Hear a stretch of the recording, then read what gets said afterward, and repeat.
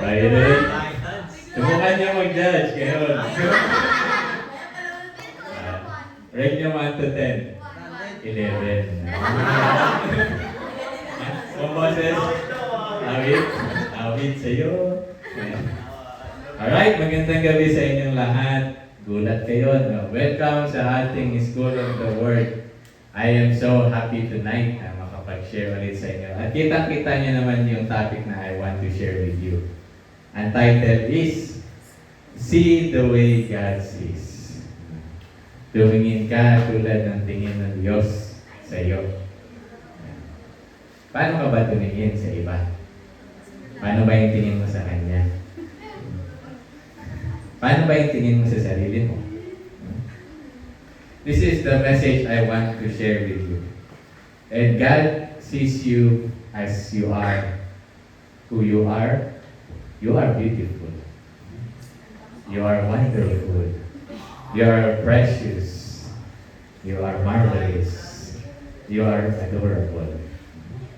This is how God sees us. Mahal na mahal tayo ng Diyos kapag tinitingnan niya tayo.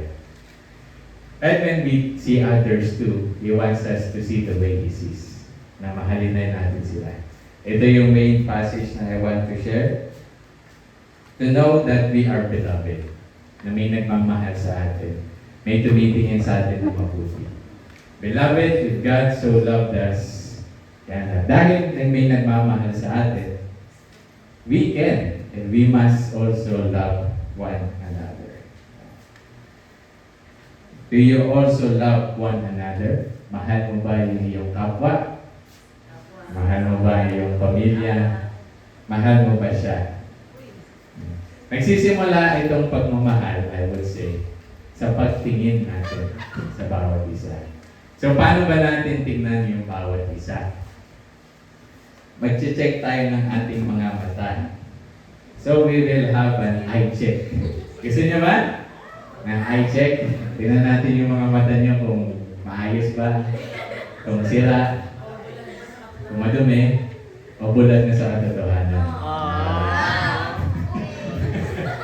Okay, sige. Ready na kayo? Ready! Isang eye check. Okay, I invite you to stand up. Kayo. Yan, kayo. Umayo kayo. Yan, umayo kayo. At magparami. Okay? Sige. Ngayon, maghanap kayo ng partner na hindi nyo masyadong kilala. Yung hindi nyo pa masyadong kilala. Okay? Hindi nyo masyadong kilala. Pwede kayo umikot. Maghanap kayo ng partner. Okay? Meron na partner lahat? Ayan. Oh, sino pa walang partner? Meron na lahat? Ikaw, Iki. Sino partner mo? Bianca. Okay. Alright, sige. So, kilalanin niyo yung partner niyo. Sino ba? Si Chantal. Wala pa? Sino pa wala dito? Chantal, halika dito. Ayan. Gusto kay Kuya Gab. Lugi ka pa? Pati ko mata mo. May mali sa mata. Ayan. Okay. Alright, so kilalanin yung partner nyo. Tanungin nyo ano ba yung interest mo, anong hobby mo. Sige, anong pangalan mo. Tanungin nyo, okay na yan. Ayan. Anong bawat isa? Anong hobby mo? Anong tayo mong ginagawa? Get to know each other. Kilala mo na yan. Kilala mo pa. Okay. So, kung magkakilala na kayo, ikaw. Good ka lang? Okay. Kakilala na kayo. Ngayon, mamili kayo. Mamili kayo kung sino yung letter A. Tapos kung sino yung letter B. Sa inyo, sa dalawa sa inyo. Sino yung letter A? Tapos sino yung letter B? Mamili kayo. Meron na? Sino letter A? A. Letter A. Taas ang kamay. Kayo ay mga adorable. Letter B. Sino letter B? Kayo ay mga beautiful. Okay. So sabihin mo naman din sa partner mo, you are adorable. You are beautiful. Ayan. Okay. Nakikita niyo ba? Nakikita niyo ba adorable? Beautiful. Nakikita? May problema yung mata kung hindi. May problema. So mag-eye check pa tayo. Eye check. Okay. Ayan, so mga letter A, taas ulit ang kamay. Okay. So yung mga letter B, I invite you to close your eyes. Pikit lang kayo, huwag kayong titingin ha. Huwag kayong titingin. Basta pikit kayo, dapat hindi niya makita yung screen. Okay? Ayan. Mga letter A lang yung nakadilat ha. Mga letter A lang. Tapos, huwag kayong magsasalita. Walang side comment, nothing. May ipapakita ako sa inyong picture. Tapos, ang tanong is, ano yung nakikita mo dun sa picture?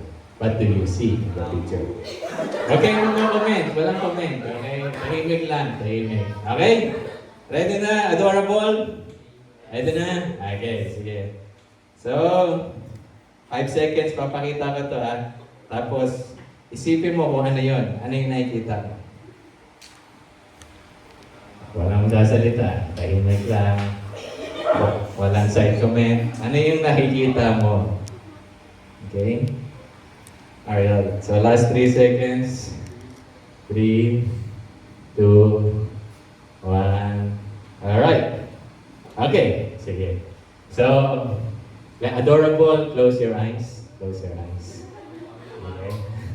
Mga beautiful, open your eyes. Beautiful eyes nga dyan. Hey. Okay. Okay. Magdidilat yung ay ha. Magdidilat. Okay. So, the same. May papakita ako sa inyong picture. Tapos isipin nyo ano yun. Ano yung nakikita mo. Huwag kang magko-comment. Silent lang. Okay. Alright. 1, 2, 3. Ano yung nakikita mo? Alright. Walang side comment ha. Walang side comment. Wait lang. Ano yung nakikita mo? 3, 2, 1. Close your eyes. Okay. Alright. So, close your eyes. Sige, walang maingay, walang magkukwentuhan. Okay, sige. So, open your eyes, both of you. Wala mo na magkukwentuhan. Meron akong picture na ipapakita na sa inyo. Sabay na kayong titingin dito. Tapos, sipin nyo kung ano yung may kita nyo. Okay? Alright? Okay. Game? Okay. Mabilisan lang to ha. Pak-pak. Tapos yun na. Paano yung nakita nyo? Yun na yun.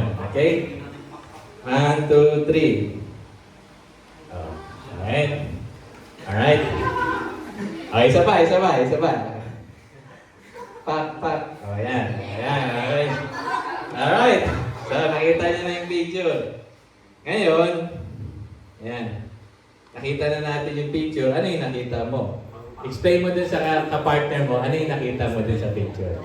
Yung sa last picture. Yung sa last picture. Yung sa last picture, ano yung nakita mo? Ano yung nakita mo sa last picture? Explain mo. Ano yung nakita mo? Okay, what did you see?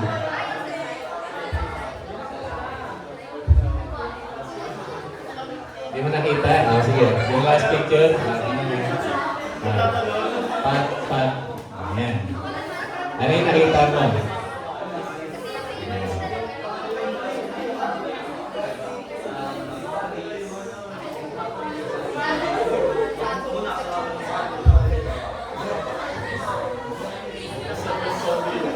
Okay.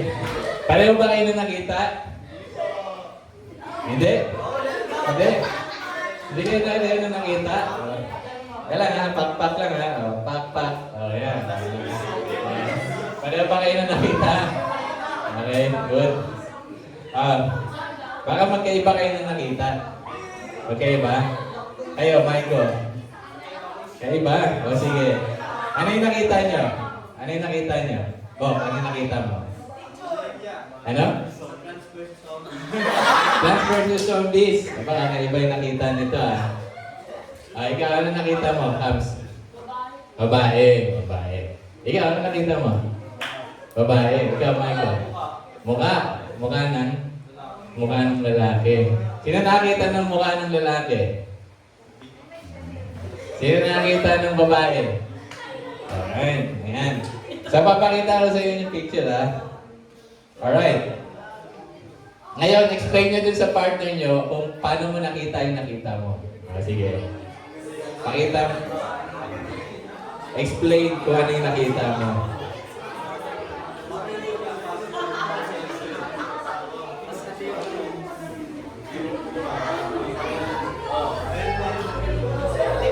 Okay. Tulungan mo siyang makita yung nakikita mo.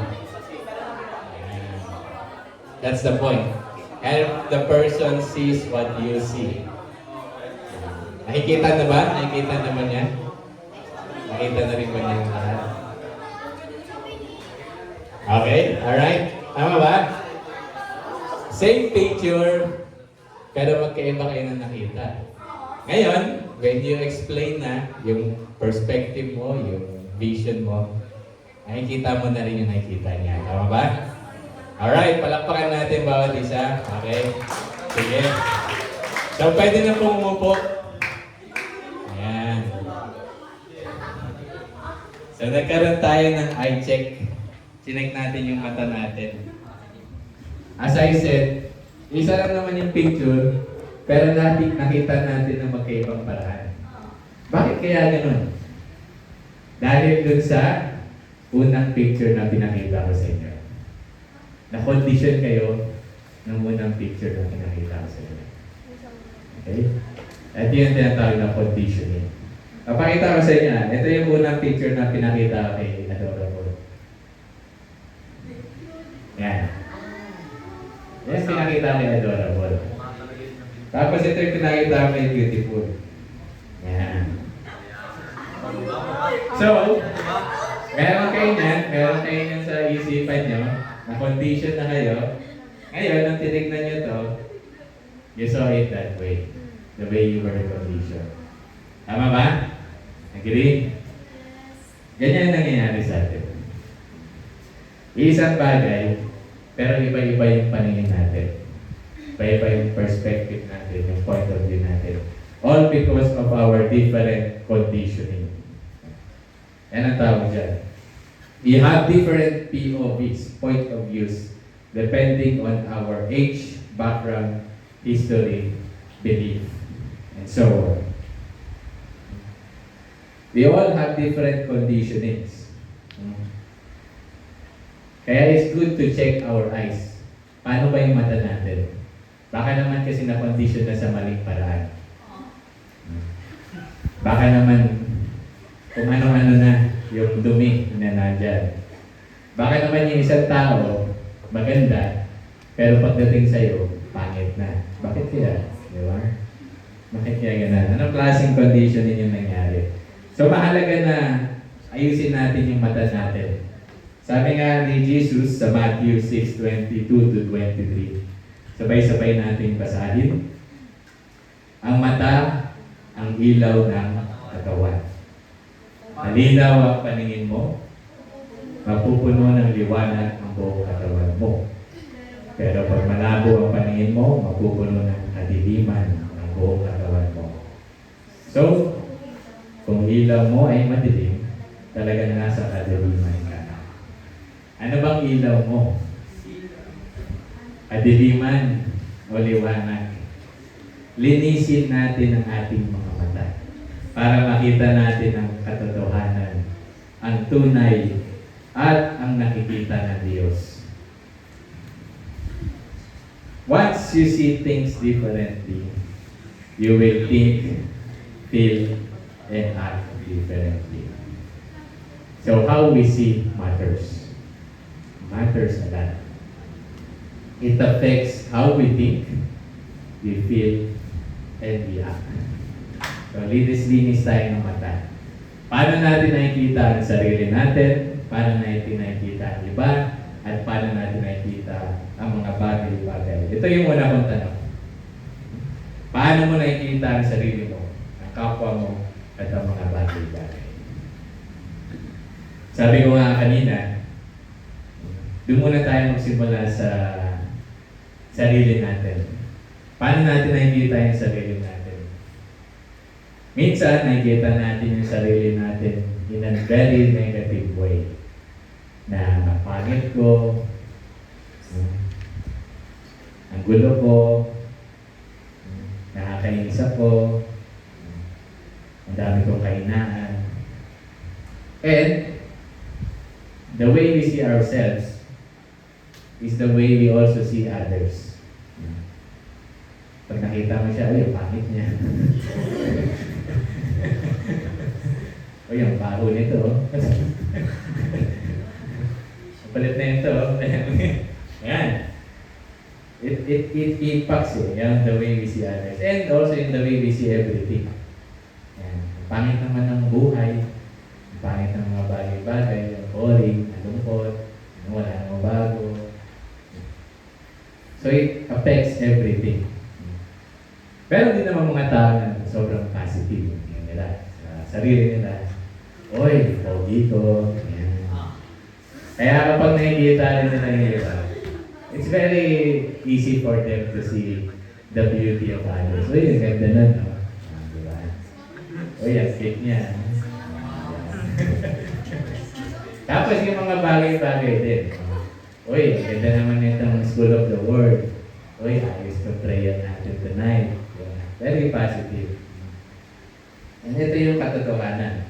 Kung paano natin nakikita ang sarili natin, ganun din natin madalas nakikita ang iba at ang mga bagay-bagay. Kaya pag may nagsabi sa inyo ng pangit, kaya mo lang. Kasi yun din yung tingin niya sa sarili niya. Totoo lang. Diba? Hindi ikaw yung pangit. Siya yung pangit. Sinasabi lang niya sa iyo yung tingin niya sa sarili niya. Kung paano natin nakikita ang sarili natin, ganun din natin madalas nakikita ang iba at ang mga bagay-bagay. Paano ba natin nakikita ang sarili natin? Sabi nga dun sa video kanina, let us see ourselves the way God sees us. God confidence. Hindi lang yung tayo sabi, pogi ko, sabi ng mama ko, pogi ko. Hindi, sabi ng Diyos. You are wonderful. You are beautiful. You are marvelous. Marvel. Ayan. Another example is yung mga sitwasyon, mga bagay-bagay. Kapag nabago natin yung paningin natin, nabago rin yung mga experiences natin. For example, meron tayong School of the Word tonight. Para sa ibang tao, sasabihin nila, uy, ang pangit naman ng guidelines, wala akong natutunan. Uy, ang pangit naman ng katabi ko, hindi ako makapag-focus ng prayer.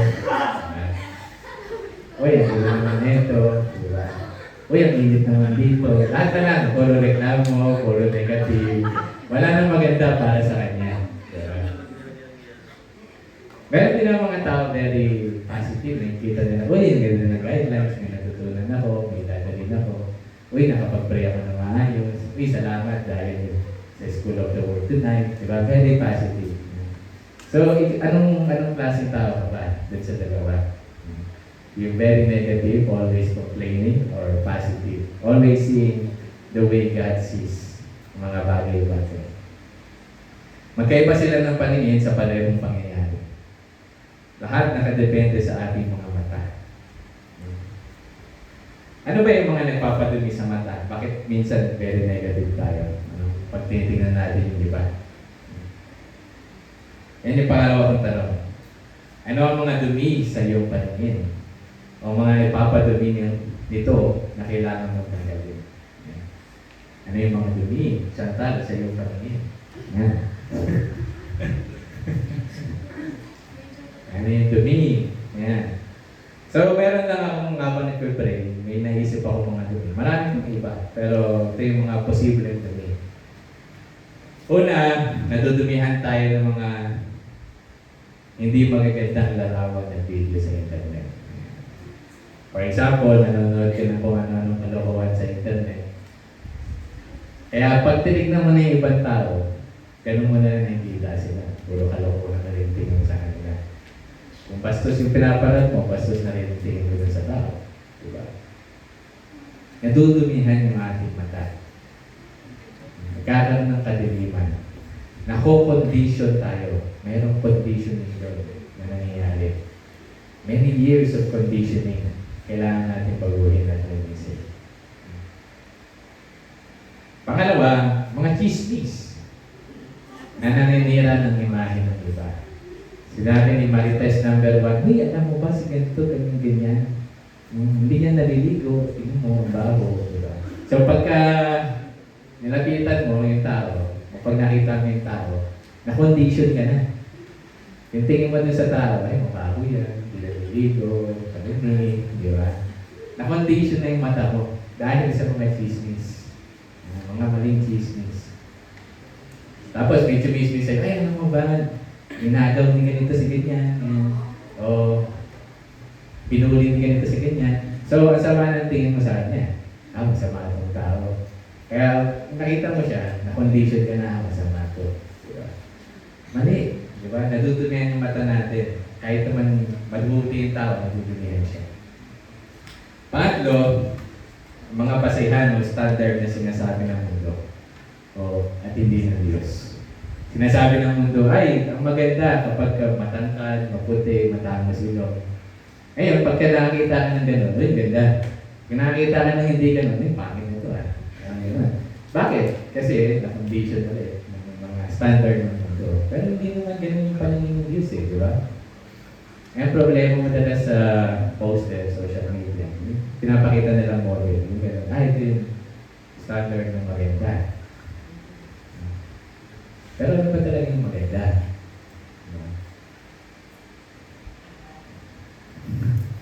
Sino ba talaga yung maganda? I believe lahat tayo maganda at okay sa paningin ng Diyos. Iba't ibang size, iba't ibang color. You are unique. You are beautiful as you are. Yung kulay mo, moreno, morena, ano na yan? Tisoy, tisay, ganda yan. Yung ilong mo, ganda yan. Yung mga mata mo, yung buhok mo, ganda yan. Apa na nga, Yan. Ganda yan. So, nako-condition kasi tayo ng standard ng mundo. So, tanggalin natin itong mga dumi na ito tonight. Okay? At lastly, yung pangatlong tanong ko is, ano na yung ilalagay natin? Paano ako iniimbitahan ng Diyos? Tingnan ang aking sarili, ang iba, at ang mga sitwasyon. Linisin natin ang ating mga mata. Tanggalin ng mga dumi. Natayaan natin ng Diyos to show us the way He sees, to condition us what is the true way of seeing things. Hindi naman bulag ang Diyos sa katotohanan. Nakikita pa rin naman niya yung hindi maganda, saka hindi tama. Pero more than that, mas nakikita niya yung maganda sa tama. Tumingin ng may mga mata ni Jesus. Nakikita niya ang kagandahan ng bawat tao at bawat sitwasyon. Niisip ko sa prayer ko, Lord, paano mo ba kami nakikita? Ito yung sagot niya.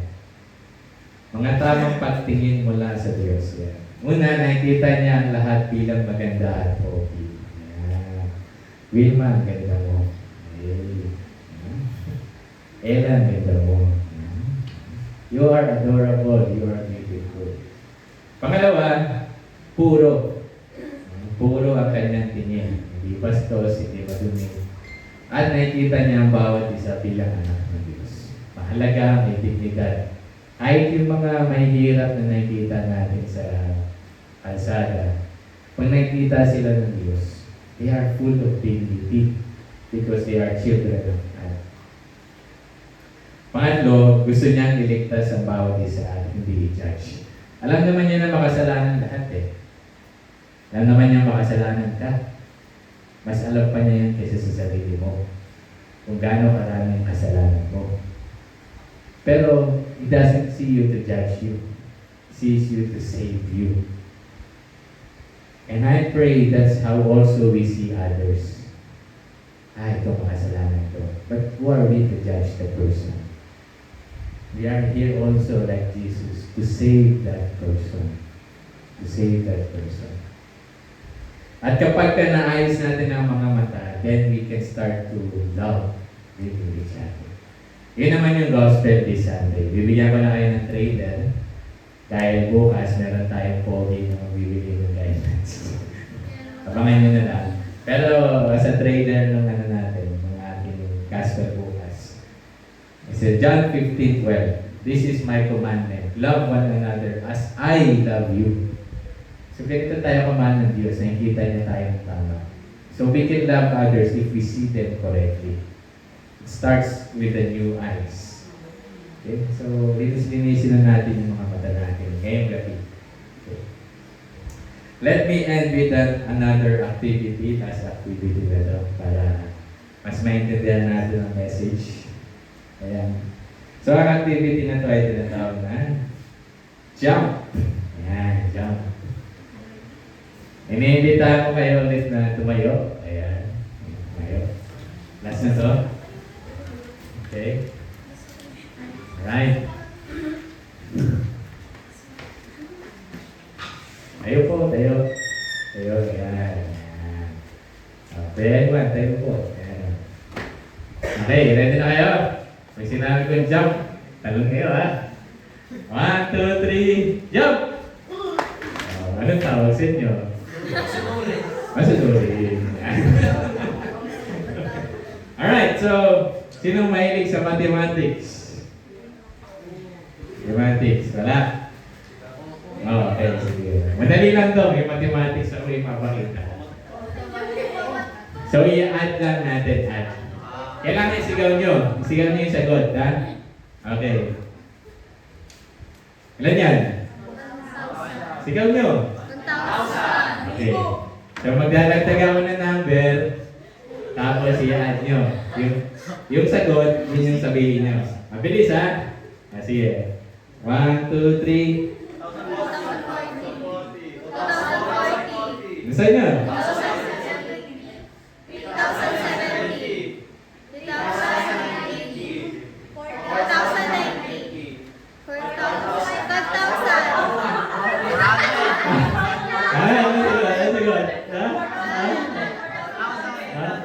May narinig ako 5,000 eh.